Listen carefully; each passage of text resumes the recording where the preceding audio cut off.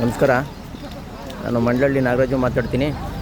ನೋಡಿ, ಇವತ್ತು ಈ ಶಾನ್ಮಂಗ್ಲ ಬ್ರಿಡ್ಜು, ಚಾನ್ಮಂಡ್ಲೆ ಚಿಕ್ಕುಂಡಳ್ಳಿ ಬ್ರಿಡ್ಜ್ ಏನಿದೆ, ಈ ದುಸ್ಥಿತಿ ನೋಡಿದ್ರೆ ಎಲ್ಲ ಜನಸಾಮಾನ್ಯರಿಗೆ ಭಯ ಆಗ್ತದೆ. ಏಕೆಂದರೆ ಇದು ದೇವೇಗೌಡರ ಕಾಲದಲ್ಲಿ ಆದಂಥ ಒಂದು ಸೇತುವೆ. ಇಲ್ಲಿ ಬಿಡದಿಗೆ ಮತ್ತು ಈ ಕಡೆ ಭಾಗದ ಸಂಪರ್ಕ ಇರಲ್ಲ. ಆಗ ದೇವೇಗೌಡ ಸಾಹೇಬ್ ಮಾಡಿಕೊಟ್ರು. ಅಂದಿನಿಂದಲೂ ಅಂಥದ್ದು ಸುಮಾರು ವರ್ಷಗಳ ನಮಗೆ ಅನುಕೂಲ ಆಗಿತ್ತು.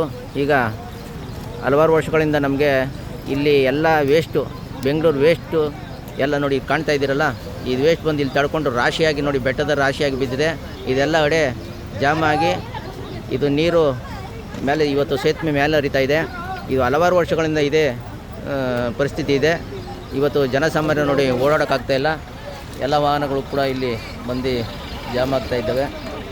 ಈ ವಾಹನ ತಿರ್ಕೊಂಡು ಬೈರ್ಮಳದ ಮುಖಾಂತರ ಬಿಡದಿ ಸೇರಿದಂಥ ಪರಿಸ್ಥಿತಿ. ದಯವಿಟ್ಟು ಈ ಕೂಡಲೇ ಸರ್ಕಾರ ಎಚ್ಚೆತ್ತುಕೊಳ್ಳಿಲ್ಲ ಅಂದರೆ ಈ ಕೆಲವೇ ದಿನಗಳಲ್ಲಿ ಈ ಬ್ರಿಡ್ಜು ವಿನಾಶ ಆಗೋದಂತೂ ಗ್ಯಾರಂಟಿ.